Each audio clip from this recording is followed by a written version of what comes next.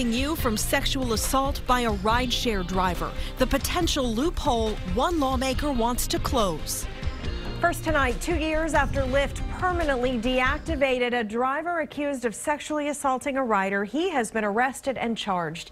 APD says it took that long for the DNA results to come back, and we'll have more on that in a minute. What we don't know is if that suspect was driving for another company during those 2 years.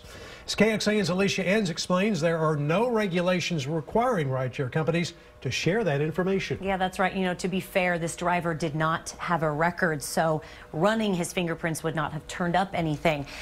There's always risk, though, with this because you're climbing into a car with a stranger. But a Central Texas lawmaker who serves on the state's transportation committee says there should be regulations to prevent drivers who are under investigation from getting back behind the wheel.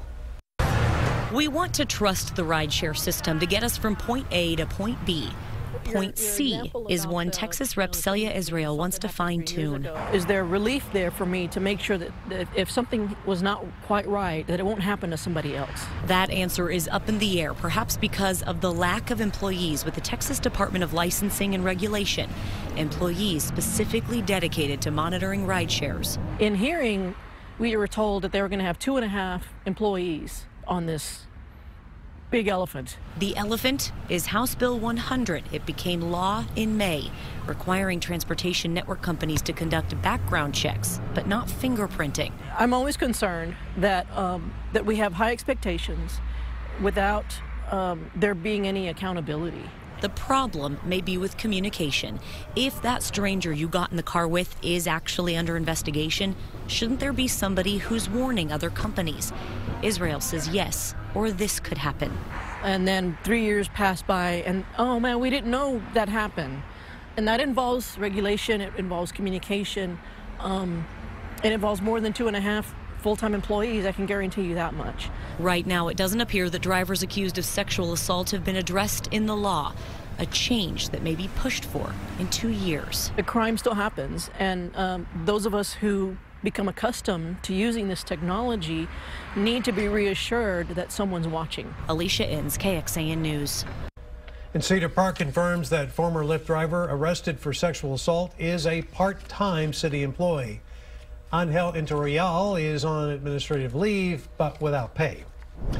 Rideshare drivers being accused of sexual assault is nothing new. Almost 2 years ago, in November 2015, a KXAN investigation revealed that the Austin Police Department was investigating 7 sexual assault claims against rideshare drivers. That was before Austin voted to require companies to fingerprint their drivers. Just after that vote, Uber and Lyft left the Austin market. Then earlier this year, Texas lawmakers changed the law, voiding the city's ordinance.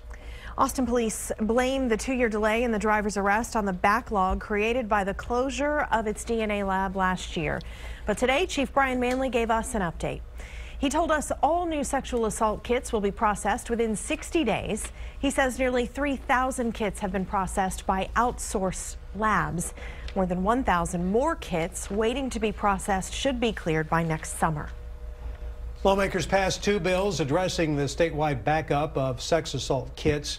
The first, you'll notice at the DMV, driver's license applications now ask people to donate to a fund to test these kits. The second is in the works. The Department of Public Safety is working to develop a statewide tracking system for survivors to track and then get updates on the status of their kits. Austin police have